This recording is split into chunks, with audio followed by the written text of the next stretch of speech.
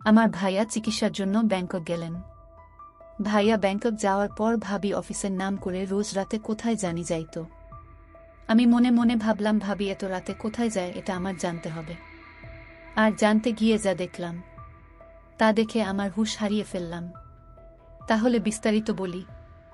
সুখের সংসার ছিল কবিরের। বাবা মা, তার স্ত্রী নিপাকে নিয়ে মধ্যবিত্ত একটি পরিবার ছিল তার। ছোট কোম্পানিতে একটি চাকুরি করত সে। তারপরও সুখের কোনো অভাব ছিল না। কবিরের একটা ছোট ভাই ছিল, খুব দুষ্টুমি করত। কবিরের ছোট ভাই এইবার মাত্র 9-এ পড়ে। 9-এ পড়লে কি হবে, মুখে বড় বড় কথা বলে ফেলে, মুখে কিছু আটকায় না। কবিরের ছোট ভাইয়ের নাম ছিল মিন্টু বলে সবাই ডাকত। একদিন মিন্টু আমায় বলল, ভাবি আপনার কি লাগবে, আমি বাজার থেকে সব নিয়ে আসব।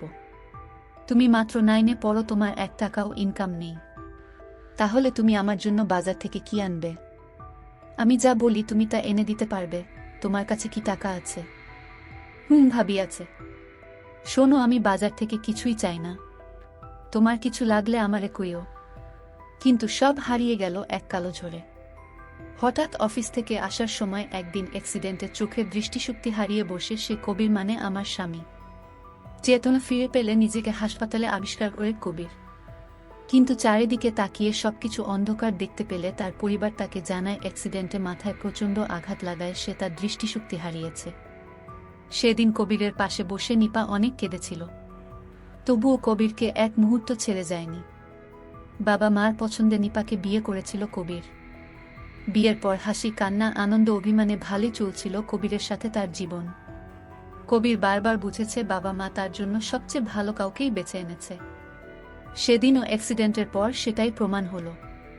কবিরের সেবা যত্নে মাথার চোট ধীরে ধীরে সারল, কিন্তু মানসিক যন্ত্রণা কবিরকে ঘিরে ধরল। সংসারের একমাত্র উপার্জনক্ষম ব্যক্তি কবির। এখন কিভাবে তাদের মধ্যবিত্ত পরিবার চলবে? কবির কতদিন যে নিপাকে বলেছে, নিপা আমি বলি কি তুমি তোমার বাবার বাড়ি চলে যাও, ভালো থাকবে। এই কথা দ্বিতীয়বার আর বলো না। আজ আমার যদি কিছু হতো, তুমি কি আমাকে ছেড়ে চলে যেতে? কি বলছো এসব? যেতে না তো? তাহলে আমি কিভাবে যাই?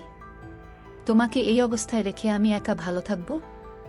নিপা তুমি তো জানো কি অবস্থা পরিবারের, টাকা পয়সা প্রায় শেষের পথে।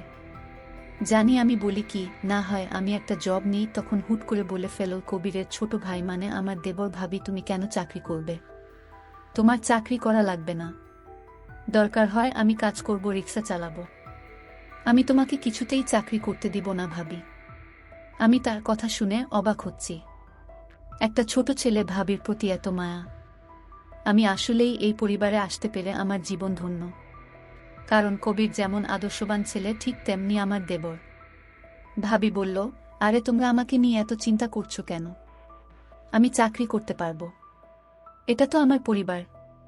কবির বলল, কিন্তু? কোনো কিন্তু না, আমি কি আমার পরিবারের জন্য এটুকু করতে পারি না? তারপর তুমি সুস্থ হলে আমি না হয় আবার জব ছেড়ে দিলাম। হ্যাঁ, আমি আবার সুস্থ। দেখো, তুমি আবার দেখতে পাবে। আমরা তো কালকেই ডাক্তারের কাছে যাচ্ছি, দেখি না কি বলে ডাক্তার। কবির চুপ করে রইল। নিপা আর কবির দুজনের মুখই বিমর্ষ হয়ে রইল। শেষে নিপা ডিসিশন নিল, এখন তো চিকিৎসার টাকাও নেই তাদের কাছে। তাই নিপা চাকুরি করে টাকা জমিয়ে তারপর না হয় কয়দিন পর কবিরের চিকিৎসা করাবে। কবির সেদিন বুঝেছিল স্বামী স্ত্রী দুজন দুজনের জন্য কতটা আপন। কয়দিন পর নিপা একটা ব্র্যাকেটে চাকুরি নিল। প্রথম প্রথম বেশ ভালোই কাটছিল তাদের। অল্প বেতনের মাঝেও অনেক টাকা করে সেভ করছিল তারা কবিরের চিকিৎসার জন্য। নিপা অফিস শেষে এসেই কবিরকে নিয়ে ব্যস্ত থাকত, তার খুব যত্ন করত। কবির মাঝে মাঝে বলতো, আমি যদি অন্ধ হয়েও থাকি তাও আমার কোনো অভিযোগ নেই, কারণ এরকম যত্ন পাব তোমার কাছে সারাটা জীবন। এই ভালোবাসা দিয়েই আমি একটা জীবন কাটাতে পারব। বিনিময়ে কবিরের মন মাতানো হাসির আওয়াজ শুনত সে। কবিরের মা কাঁথা সেলাই করে বিক্রি করত কম দামে, এ টাকা দিয়েও কিছু সংসারের খরচ মিটত। কিন্তু হঠাৎ কয়দিন পর নিপা কেমন যেন পরিবর্তন হয়ে গেল। রাতে ফিরত, মাঝে মাঝে 11টা-12টাও বেজে যেত। কবির কিছু বললে বলতো ওভারটাইম করছে সে। টাকাও জমাতে পারছিল না, আর ওভারটাইম করেও। কবিরের বাবা মা বললে বলতো, এত রাতে হেঁটে না এসে সিএনজিতে আসি, তাই একটু খরচ বেশি হয়। কিন্তু কিছুদিন পর থেকেই যখন ওভারটাইমে টাকা পাবো তখন আর সমস্যা হবে না। কিন্তু কবিরের আর সেই কিছুদিন আসলো না। কবিরের উপরও কেমন যেন কবিরের যত্ন আদি কমে যাচ্ছিল। অফিস থেকে দেরি করে ফিরেই সে কবিরকে ক্লান্ততা দেখিয়ে শুয়ে পড়ত। কত রাত যে কবির নিদ্রাহীন কাটিয়েছে তার ঠিক নেই। কিন্তু মনকে সান্ত্বনা দিত নিপা তো এসব তার জন্য, তার পরিবারের জন্যই করছে। কবিরের বাবা মা বৃদ্ধ হলেও বেশ বুঝেছিল কবিরের আশায় থাকলে ছেলের চিকিৎসা হবে না।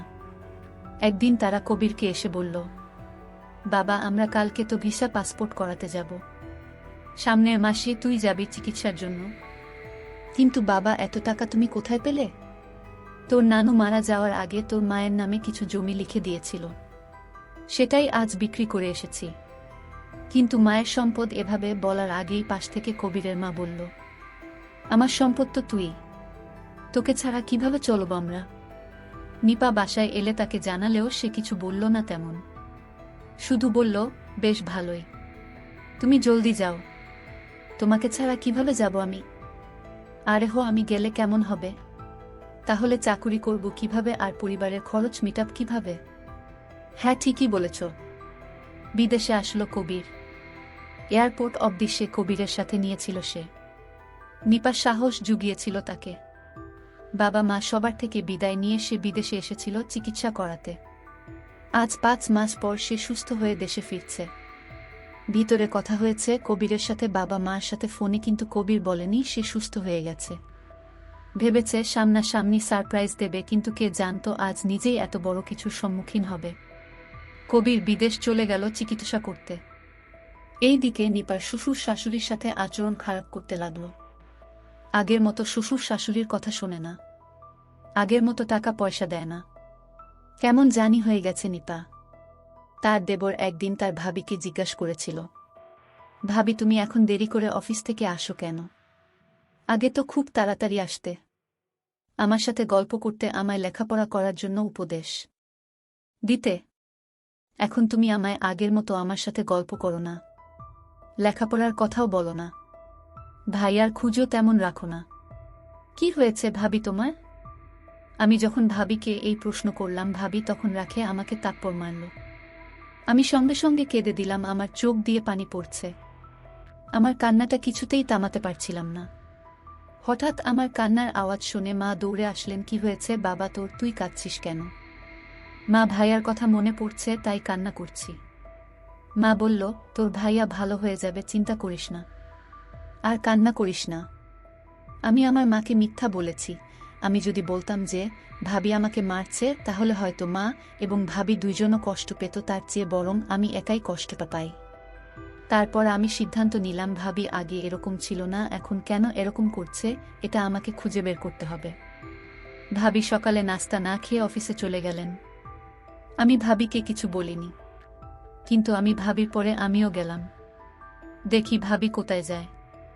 আমি অনেক দূর থেকে দাঁড়িয়ে দেখলাম একটা রাইস হোটেলে ঢুকলো, আর এখানে ভাবি 2 প্লেট রুটির অর্ডার দিল। সাথে আরেকজন ছিল, সেটাকে আমি চিনতে পারিনি। শুধু দেখলাম ভাবি তাকে নিয়ে একসাথে রুটি খাচ্ছে আর গল্প করছে। আমি দেখে বাসায় ফিরলাম। আমার মনটা খুব খারাপ হয়ে গেল। আমার মা জিজ্ঞেস করলো, বাবা তোকে এরকম মনমরা দেখাচ্ছে কেন? মা, কিছুই হয়নি, মাথাটা ব্যথা করছে তাই শুয়ে রইলাম। আমার মা আমাকে বলল, বাবা তোর ভাইয়াকে বাঁচাতে আরো 2 লাখ টাকা লাগবে। কেন মা, আরো টাকা লাগবে? এত টাকা এখন কোথায় পাবো? আচ্ছা, ভাবি তো এখন অনেক টাকা বেতন পাচ্ছে চাকরি করে, ভাবি আসুক দেখি কি করা যায়।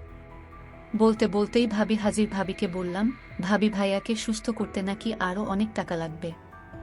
ভাবি তুমি তো চাকরি করছো, কিছু টাকা দাও, ভাইয়াকে সুস্থ করে তুলি।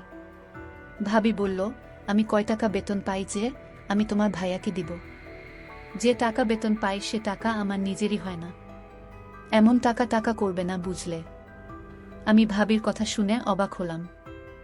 যে ভাবি একদিন এই সংসারের সকল খোঁজ খবর রাখত, আর সেই ভাবি কিনা সংসার থেকে দায়িত্ব ছেড়ে দিতেছে। বিষয়টা খুব দুঃখজনক। কিন্তু ভাবির এমন পরিবর্তন কেন হলো এটা আমাকে জানতেই হবে। এটা না জানা পর্যন্ত আমার পেটের খাবার হজম হবে না। পরদিন ভাবি যখন অফিসে গেল তখন আমি লক্ষ্য করে গেলাম ভাবি অফিসে না গিয়ে দেখলাম একটা নির্জন জায়গায় গেল। সেখানে আমি দূর থেকে লক্ষ্য করলাম ভাবি যেন কার সাথে কথা বলছে, হাঁটছে। আমার ভাবিকে কেন জানি সন্দেহ হলো। ভাবি এখানে কেন এলো? তাহলে ভাবি চাকরি করে না, চাকরির নাম করে বাসা থেকে বের হয়। এসব ভাবতে ভাবতে বাড়িতে চলে গেলাম।